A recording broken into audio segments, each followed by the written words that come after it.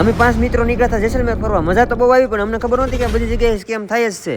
હવે કાલ રાતે પૂગ્યા હતા જેસલમેર. હવાનું ઉભા થઈને બધા છોકરા થઈ ગયા રેડી. હવે આપણે તો પહેલી વાર આવ્યા ને કિલ્લા જોવા જવાના છે આજ. પદીબેન, પથુભાઈ, વનરો ને બળો અને આઈ એમ પોતે પૂગી ગયા જેસલમેર નો કિલ્લો જોવા. આ કિલ્લાનું નામ જરીક તમે કમેન્ટ કરીને કહી દો તો.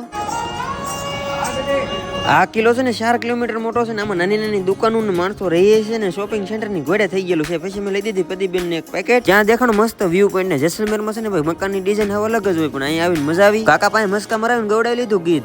ये तो जने के भाईजी जैसनो घूमिया.